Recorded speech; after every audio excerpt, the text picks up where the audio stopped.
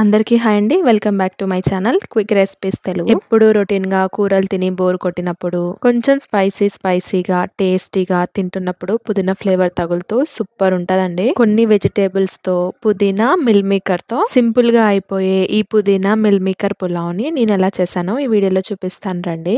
So late చేయకుండా ప్రాసెస్లోకి వెళ్ళిపోదాం. ముందుగా ఒక గిన్నె తీసుకొని అందులోకి ఒక 2 గ్లాసెస్ వరకు వాటర్ పోసుకోవాలి. నార్మల్ వాటర్లో ఈ మిల్ మేకర్లు వేసేసి ఈ విధంగా వాష్ చేసి ఒక ప్లేట్లోకి తీసుకోవాలి. వేడి నీళ్ళల్లో వేసి తీసాక మళ్ళీ కుక్కర్ గిన్నెలో వేస్తే మొత్తం స్మాష్ అయిపోతాయి. అందుకే ఈ విధంగా నార్మల్ వాటర్లో కడుక్కుంటే సరిపోతుంది. ఇప్పుడు ఒక మిక్సీ జార్ తీసుకొని ఒక గుప్పెడంత పుదీనా వేసేసి అందులో 5 పచ్చిమిర్చిని ఈ విధంగా తుంచి వేసుకుందాం. వీటన్నిటిని మెత్తగా గ్రైండ్ చేసుకోవాలి. ఇది కుక్కర్లో వేసుకునే ముందు గ్రైండ్ చేసుకోండి, లేదంటే కలర్ చేంజ్ అవుతుంది.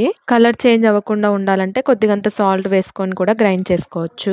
ఇప్పుడు స్టవ్ వెలిగించి ఒక కుక్కర్ పెట్టుకొని 1 టేబుల్ స్పూన్ వరకు బటర్, 3 టేబుల్ స్పూన్ వరకు ఆయిల్ వేసుకొని ఆయిల్ హీట్ అయిన తర్వాత 1/2 టేబుల్ స్పూన్ జీలకర్ర, సాజీరా, సోంపు వేసుకోవాలి. అవి కొద్దిగా వేగిన తర్వాత బిర్యానీ పువ్వు, జాపత్రి, 3 యాలకులు, 4 లవంగాలు, 8 మిరియాలు, 2 మరాఠీ మొగ్గ వేసుకోవాలి. కొద్దిగంత దాల్చిన చెక్క, ఒక అనాస పువ్వు వేసుకొని మొత్తం ఒకసారి కలిపేసుకుందాం. ఇవన్నీ కొద్దిగంత ఆయిల్లో ఫ్రై అయిన తర్వాత 2 మీడియం సైజ్ ఆనియన్స్ ని ఈ విధంగా బార్గా కట్ చేసుకొని వేసుకోవాలి. 5 వరకు బీన్స్, 2 క్యారెట్ ముక్కల్ని కూడా చిన్నగా కట్ చేసుకొని వేసేసుకొని ఒకసారి కలిపేసుకుందాం.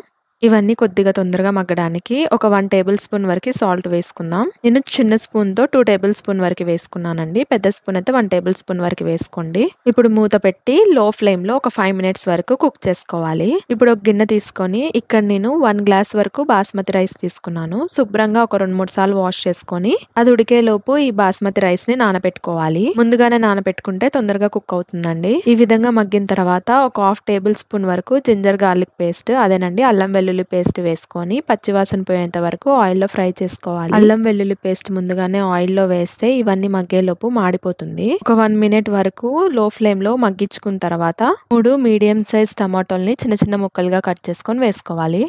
ఇప్పుడు ఇందులోకి 1/2 టేబుల్ స్పూన్ వరకు పసుపు వేసి ఒక 1 మినిట్ వరకు లో ఫ్లేమ్ లో కుక్ చేసుకుందాం. ఇప్పుడు ఇందులోకి ముందుగా గ్రైండ్ చేసి పెట్టుకున్న పుదీనా, పచ్చిమిర్చి పేస్ట్ ని కూడా వేసేసి ఒకసారి కలిపేసుకోవాలి. ఇంట్లో పుదీనా ఎక్కువగా ఉన్నప్పుడు ఒకసారి రెసిపీని అయితే ట్రై చేసి చూడండి. టేస్ట్ మాత్రం చాలా బాగుంటుంది.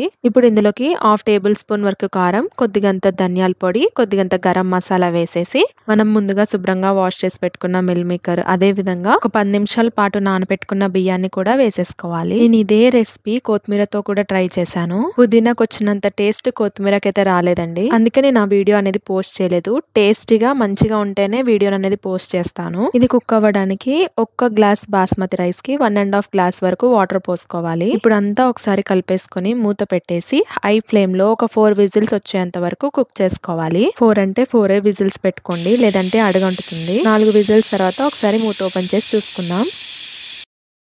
లాస్ట్ లో కాస్తంత కొత్తిమీర వేసుకోవాలి. వేడి మీద కాకుండా బంద్ చేసిన ఒక 5 మినిట్స్ తర్వాత సర్వ్ చేసుకోండి. వాటర్ ఏమన్నా ఉన్నా పూర్తిగా గుంజుకొని రైస్ అనేది పొడిగా ఉంటుంది. అంతేనండి, సింపుల్ గా టేస్టీగా కొద్దిగంత స్పైసీగా మధ్యలో పుదీనా ఫ్లేవర్ తగులుతూ యమ్మీగా ఉండే పుదీనా మిల్ మేకర్ పులావ్ అయితే రెడీ అయిపోయింది. కొద్దిగంత లెమన్ పిండుకొని ఆనియన్ పెట్టుకొని తినండి, అద్దరిపోతుంది. మీరు కూడా తప్పకుండా ట్రై చేసి టేస్ట్ ఎలా వచ్చిందో కామెంట్ బాక్స్ లో కామెంట్ చేయండి. నచ్చితే ఒక లైక్ కొట్టేసుకోండి. నా ఛానల్ ని ఫస్ట్ టైం విజిట్ చేస్తున్నట్టయితే please subscribe to quick recipes Telugu. మరో కొత్త వీడియోతో రేపు కలుద్దాం. Until then bye.